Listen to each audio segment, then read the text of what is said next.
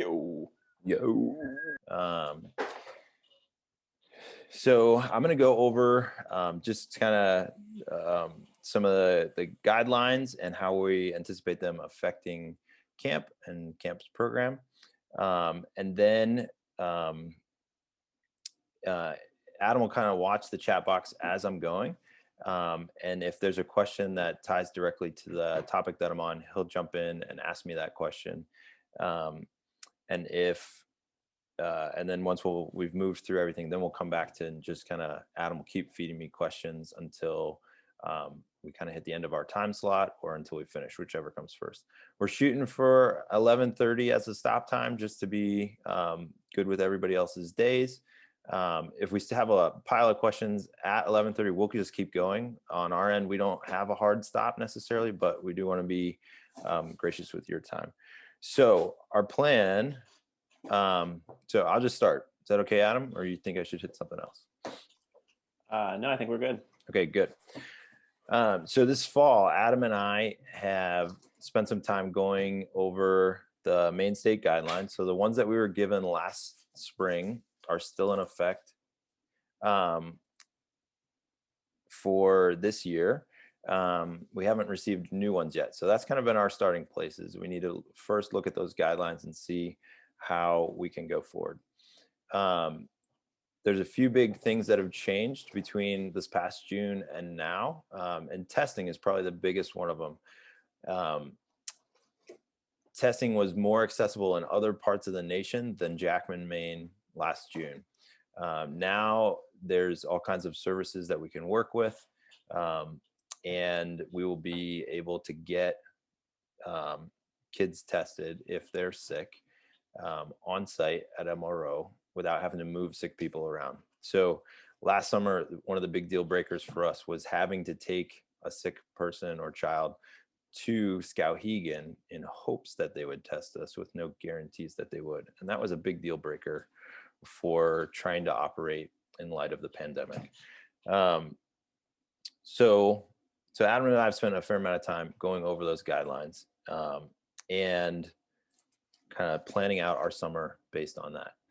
So I'm just going to go through a few things that I think everybody will be interested in for how that affects camp. Testing, I'll start with that. The state requires us, if we have somebody that has COVID-like symptoms at camp, to test that person and quarantine them until we get a negative result back. We're going to be working with a lab so that we can do that on site. Our nurse will administer that test.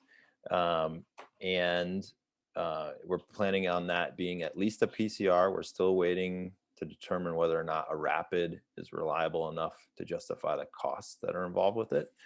But we'll have the ability to give a test at camp and send that out. We're going to have a cabin set aside where we can quarantine a sick camper or a sick staff member and be able to keep them kind of out of the general camp population until we know that they don't have COVID.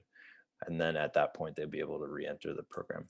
If they do have COVID, parents of the camper will need to come and pick them up. We won't be moving sick campers around. So I know that this is a big change and that it's different.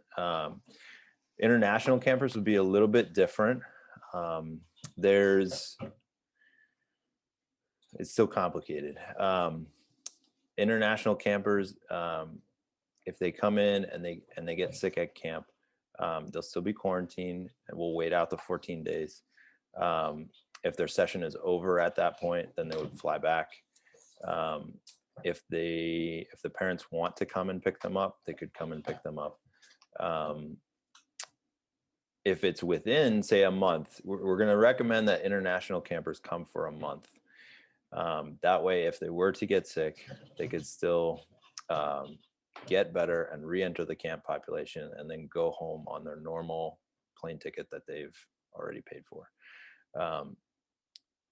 So if you have questions about that, Adam will watch the chat. You can throw those in there now, or we can hit them at the end. But Sick campers basically have to get picked up by parents, and we're going to ask if it's not international for that to happen within 24 hours. So I think that probably any camp in New England, that is the big risk or the big inconvenience that could come out of sending your kid to a camp. The state right now is not requiring any tests for campers other than ones that are already showing signs of COVID. We, as an organization, are probably going to recommend or require that a camper get tested at home 5 to 7 days before arriving, and then produce that kind of negative result to the camp office before they arrive. Our hope with this is to, just by looking at the stuff that the American Camping Association, the data that they've analyzed over the past fall, says that is using a test at home or from your local provider as kind of the gatekeeper who gets to come to camp. That had a significant impact on healthy kids at camp versus COVID cases at camp. So that's something that we will probably ask for. If health insurance or finances is an issue for any camp family on that, we don't want that to be the thing that keeps somebody from coming to camp. So please reach out to us if you need assistance with that, and we will help figure that out for you. Adam, do we have any questions on testing? No, not yet. If anything, if you guys think of anything throughout the rest of the chat, feel free to throw it in there, and we'll circle around at the end as well. Great. So I'm going to move on to kind of camp program and how we have to kind of adjust things to satisfy the guidelines and make sure we run healthy camp. So one thing that's still in place from last summer is the state is asking us to limit our gathering sizes to 50 or less. And so what we're planning to do is kind of split our camp into, the word that's been going around is cohort, and I personally hate the word cohort, so we're going to call them tribes. So we're going to limit our group into 2 different tribes. I'm going to withhold our enrollment or hold down our enrollment to a slightly smaller size than full so that we can do this. And we're going to split our younger 4 cabins. So the youngest 2 boys cabins and the youngest 2 girls cabins, that will be 1 tribe. The older 2 boys cabins, the older 2 girls cabins, that will be a second tribe. And then just so you know, the 3rd tribe at camp will be all the support staff, people working in the kitchen and on maintenance and driving the boat and all these kind of things. And our plan is to limit the interaction between tribes as much as possible. So if you can think of the camp schedule, our day-to-day schedule, it basically has either 9 or 10 chunks, depending on how you break it up. There's 3 meals, there's a rest hour, there's a free period, there is chapel, and an evening program, evening game or something like that. And we're planning on running 2 split schedules so that neither tribe ends up in the same time slot at the same time. This will help us kind of keep things to a minimum if we do have COVID enter our camp.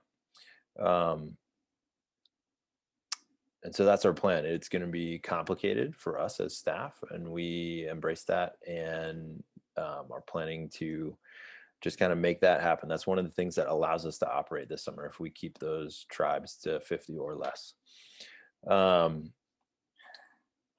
Mask wearing has been a hot topic with parents and campers that I've talked to. So I'll talk a little bit about how that relates to our tribes and our cabins. The state of Maine looks at a cabin as a family or a household. So they are not recommending or requiring mask wearing while sleeping.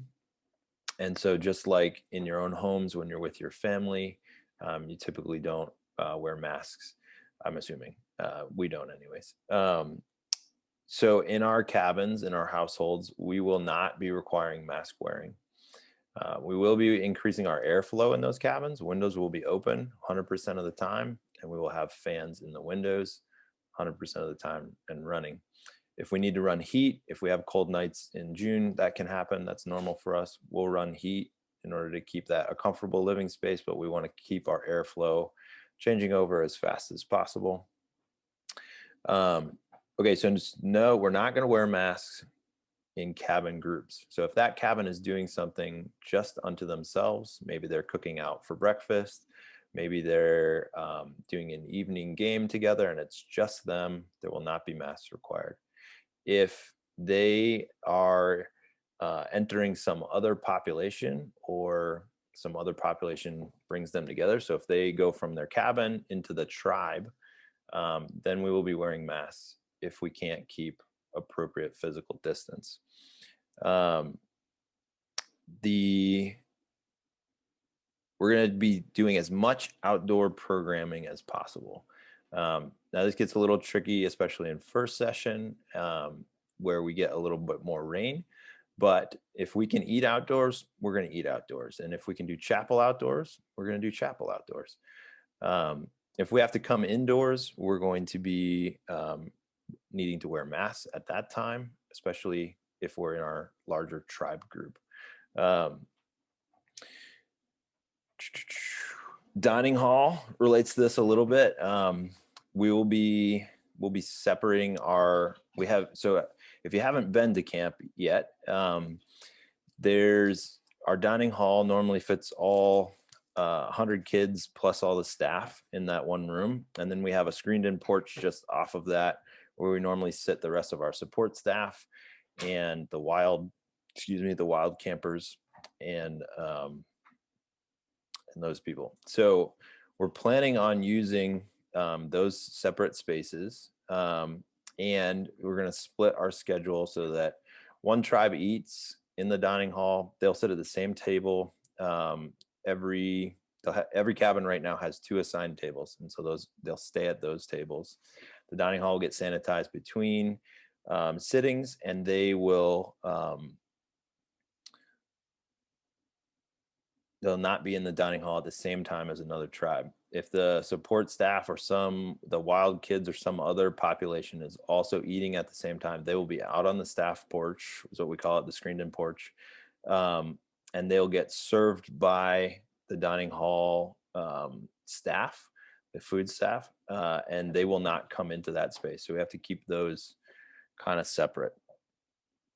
So those are some of the ways that we have to separate our schedule and the populations that we have at camp to kind of satisfy that state gathering size limit of 50. Now, if that changes between now and summer, we may reevaluate some of that. But the biggest goal there is to make sure that we keep our people healthy. So we'll kind of play that one by ear as things develop. Adam, questions on that? No questions on that. I see we do have a question on transportation. Seth will be addressing some of that stuff. So after the transportation segment, if Seth does not answer that question, I'll bring it up. Great. We'll get there in just a minute. Okay, so another impact to camp program is we normally do an overnight camping trip as a part of our camp experience. Every cabin goes on this together. They go either backpacking or canoeing, and they go out on an overnight, just one night trip out. The state now is asking to not send out overnight camping trips unless there are less than 10 people or less. So this gets a little hard for us if the cabin size is over 8 campers, because we have those 2 staff that need to go with them. So our plan is to not take normal summer camp off property for camping trips. We have remote campsites on property.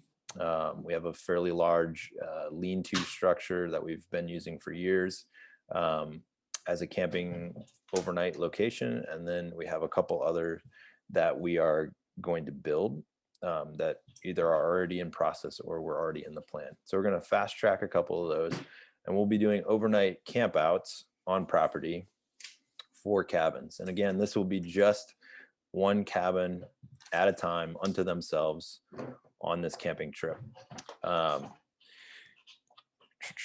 So that's a big change. Wild, if anybody has a Wild camper, Wild will still be doing off-site camping trips.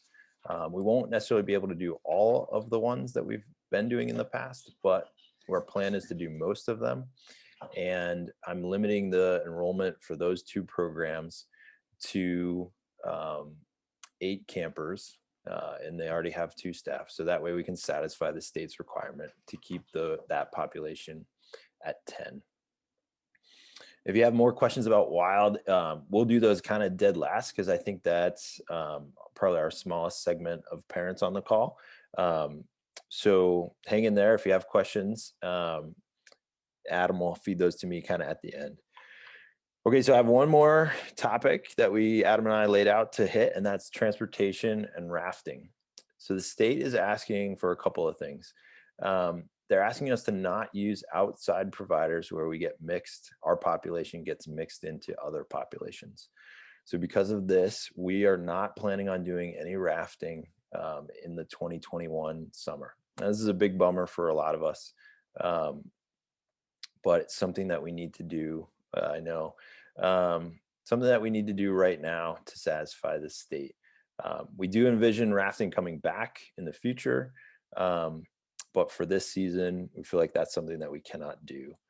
So the rafting day will not happen. Transportation is another thing that will not happen in this 2021 summer. Let me clarify that. So we normally run a bus from Lexington, Massachusetts up to camp, and we also do a pickup at Camp Brookwoods Deer Run, and bring some of those kids up here, or parents would drop off at that location. We're no longer going to be able to do drop-offs for parents at Brookwoods Deer Run or at Lexington. The state is recommending all parents come straight to Jackman, drop off their kids, and head home from there. And they say that if we're going to use a bus like we've been doing in Lexington, they want us to rent 2 buses for the same amount of people and only put people in every other seat. Now that bus happens to be one of the most expensive things that we do at camp, and so we just cannot afford to double down on that. So we will not be offering that bus. We'll be asking parents to bring their kids to camp, drop them off, and then return home. There are 2 exceptions for this. One is if a camper is attending Brookwoods and Deer Run and then coming to Moose River Outpost. So because of the New Hampshire guidelines, it has to be done in that order. They have to attend Brookwoods Deer Run first and then come to Moose River Outpost. We will move those campers from Brookwoods Deer Run to Moose River Outpost, but we're not going to put other kids in there. I can clarify more on that later if you need to, but that's the plan. So they have to attend Brookwoods Deer Run first, and then we'll move them from there to here. Seth, kind of a question in that vein had to do with, maybe you're just about to get to it, but one kid is going to MRO and the other kid is going to Deer Run, assuming it's the same session, to make drop off or pick up easier. Yes. What does that look like? That camper, yes, we will transport that camper so that the parents can just arrive at Brookwoods Deer Run. So yes, that works for us. And then airport pickups is the other category that we will do a pickup at. And parents just need to know, this goes back to what we talked about earlier with testing and sick campers. If you choose to have your camper fly in, and we pick them up and bring them up to camp, if they get sick, we won't be moving them. So then the parent would need to either drive to camp or fly in, rent a car, come to camp, pick up their kid, and then head home. So that's something every family will have to evaluate. But that right now, with the current guidelines, are the way that we need to handle transportation. Adam, any other questions on that? No, not on transportation there. So I guess what you were saying is if someone's coming from Boston and has a child in Maine and a child in New Hampshire in the same session, they can just drop off in New Hampshire and we'll take care of getting the other child up to Maine, as well as the return for pickup. Yep. And we'll have to talk about the timing on that just to make sure it works for both camps, but it'll probably look like a morning drop off at Brookwoods Deer Run, so we can get the MRO kids that need to move between the two camps. It's like a 6-hour drive if we make 2 stops for the bathroom, which we're required to. So yes, for that parent, I guess obviously your option would be mom and dad could divide and conquer and take 1 kid each and drop them off, or we can just you can call me and talk with me or Dorothy, and we can set up the timing on that as far as when to arrive at Brookwoods Deer Run to make that possible for both kids. As far as transportation and trips, that's the question we got. Great. I think that's everything I have on my outline. I had one more that I thought of, but it's escaping me. In the meantime, we do have another question posed. Great. So maybe a clarification. This has to do with cohorts or tribes and the groups that we have that you outlined. So the question is, what about splitting these groups into smaller groups? So what you outlined, is there plan to split them even smaller, or is that the plan to keep them as those cabin groups? Right. It's a good question. We do not right now plan on splitting them smaller. And here's kind of our thoughts on that. When those tribes are together at that 50 mark, almost all that they will do together will be outdoors. So we feel like the risk of them being in a larger group is less in the out of doors. And they will also be mask wearing, and we've ramped up our hand washing and our hand sanitizer and all these things. So we're not planning on reducing that tribe size to less than 50. But you should know that, like, we don't envision them spending a lot of time in that big group. There will be our like, for example, our archery program only handles 10 kids at a time. So there will be 10 kids out of a given tribe able to sign up for archery at any given time. And if there's, we generally have like 4 to 6 kids shooting at a time, and the other 4 to 5 kids will be at, we have a picnic table. And if the physical space between those kids is not 6 feet at that picnic table, which it's not, they're going to be wearing masks. When they step up to the shooting line and they're the only one at the shooting line, they can drop their mask off of one ear if they want, do their shooting, then they go back to the picnic table. We're going to be using hand sanitizer between each rotation, and then the staff member will be wiping down those bows before they move on to the next thing. So in that, it's outdoors, and there's going to be mask wearing and physical distance and hand washing. We feel pretty good about that population being no more than 50. So that's the plan right now.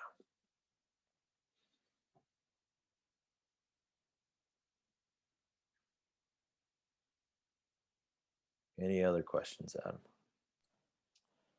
No, if anything that Seth has said, or if anything comes up, feel free to just post it in the chat message there. Yeah. So we'll give you just a minute. If anybody wants to throw a question in the chat box, go for it. And I'll say this, we know that not every parent will have the same comfort level. I think we all, in our own circles and lives, have a variety of different comfort levels with how we move through our daily context and our societies. And then we have, we take those comfort levels and we project them onto camp.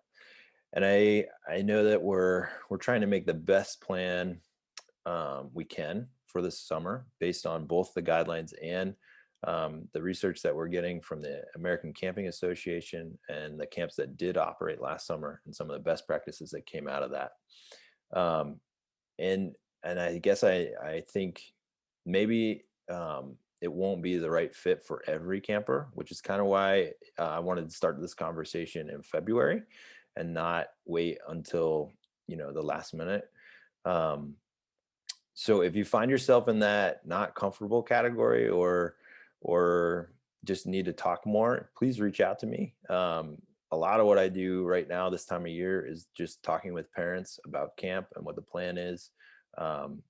So I can make myself available almost any day of the week to have a conversation. So if you find yourself in that category of like, wow, this sounds a little scarier to me than what I thought, or was hoping to hear, please reach out to me, and I would love to get on the phone with you and hear from you, kind of what some of your hopes were. Cool. Yeah. Well, it's 11:30. Yeah, Seth, I don't know if you have any more closing remarks. I'm sure feel free to email Seth or myself if you have any questions that pop up after we end this meeting. Yep, totally. Really appreciate everybody being here. If there's no final questions, and it looks like we've slowed down a little bit, I want to let you get back to your day. So thanks for carving out time for me. If you have any questions, please reach out, and I'd be happy to jump on a call with you.